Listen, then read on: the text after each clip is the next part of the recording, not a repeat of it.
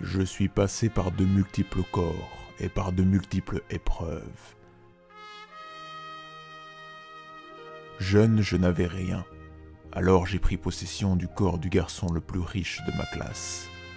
C'est là que j'ai compris que l'argent ne me suffisait pas. La seule richesse qui me comblait était la puissance.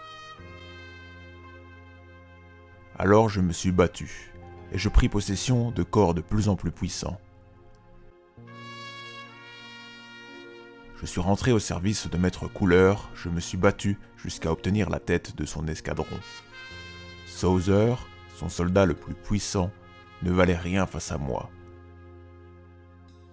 Je me suis montré si déterminé que Maître Freezer me remarqua et me prit sous son aile. Il fit de moi son capitaine des forces spéciales. Il m'a tout donné. C'est dans l'une des missions qu'il m'a confiées que j'ai trouvé ce corps fabuleux. Et aujourd'hui, je l'ai gaspillé. Pour un corps que je ne peux pas maîtriser.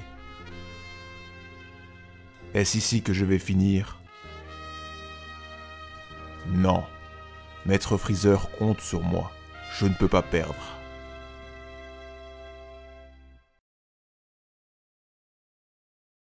Personne au monde ne peut vaincre le capitaine des forces spéciales.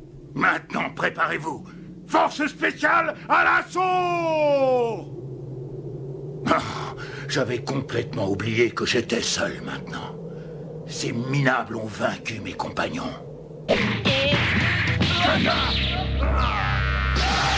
On est tous contre lui.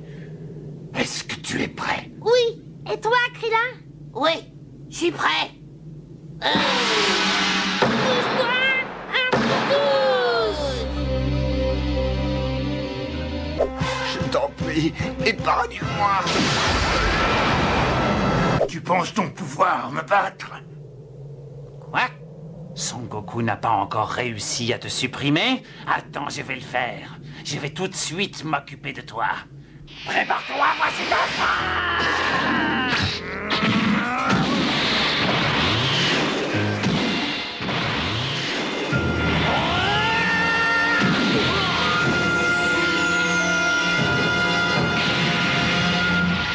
Et maintenant, finissons-en! Vas-y, je suis prêt. Leur épargne-lui la vie! Laisse-le, tu as compris! Je vais le faire disparaître!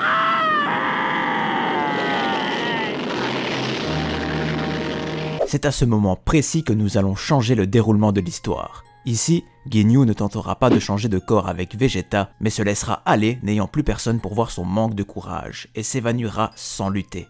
Vegeta, surpris, ne lui assénera pas le coup fatal, et le relèvera pour le tabasser.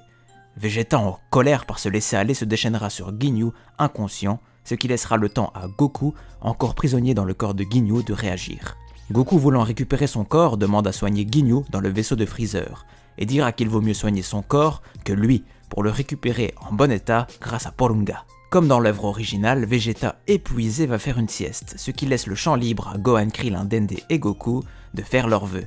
Le premier est de ressusciter Piccolo, le second est de le téléporter sur Namek, le troisième qui devait être que Goku récupère son corps est interrompu par Vegeta qui se sent trahi qu'ils aient essayé de faire appel à Porunga sans qu'il puisse demander l'immortalité. Au moment où Vegeta réussit à forcer Dende à traduire son souhait, le dragon disparaît, signifiant la mort du doyen des Namek. C'est alors que Freezer apparaît et nos héros comprennent que c'est la fin. Le combat se déroule comme dans l'anime, à l'exception près que la Team Z ne résistera pas assez longtemps face à Freezer pour que sur Terre, ils aient le temps de réunir les boules de cristal afin de ressusciter les victimes de Freezer et de les téléporter sur Terre. Ici, Goku ne sera pas de taille du tout face au tyran, même après que Dende l'ait soigné. Bulma, Goku, Gohan, Krillin, Vegeta vont périr sur Namek, et Ginyu se remettra de ses blessures dans le corps de Goku. Toujours incapable d'en tirer toute sa puissance, il demandera au Seigneur Freezer de partir sur Terre avec les soldats qu'il a formés plus tôt, afin de s'exercer. Par la même occasion, Freezer lui dira d'en profiter pour changer de corps car celui-ci le répugne au plus haut point. Sur le chemin, Ginyu s'arrête sur diverses planètes, afin de s'habituer à son corps mais aussi pour former ses hommes,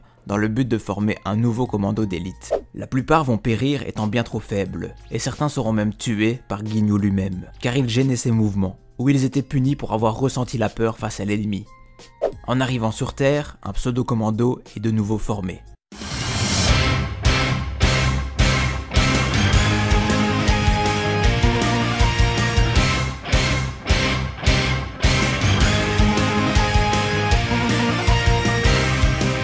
gauche à droite, voici Goose, Strong, Stroke et Augurs, posant avec le capitaine Ginyu et formant l'armée secrète temporaire du Seigneur Freezer. Et elle sera très temporaire, car certains vont même mourir sur Terre face au très expérimenté Kame Sennin. Cependant, personne ne sera de taille face à Ginyu, qui commence à prendre goût à son nouveau corps, mais étant trop fidèle au Seigneur Freezer, il le changera tout de même, exterminera toute résistance sur Terre et rejoindra ensuite sa base pour faire passer des auditions aux nouveaux guerriers souhaitant rejoindre son groupe, réalisant ce qu'il a perdu en repensant à la mort de son unité d'élite. De mission en mission et de corps en corps, Ginyu sème toujours la destruction sur la galaxie pour le compte du Seigneur de l'Univers, Freezer. Du moins, c'est ce qu'il pense. Mais il semblerait que la trahison vienne de frapper le Seigneur Freezer, et tout l'univers ne va pas tarder à s'en rendre compte.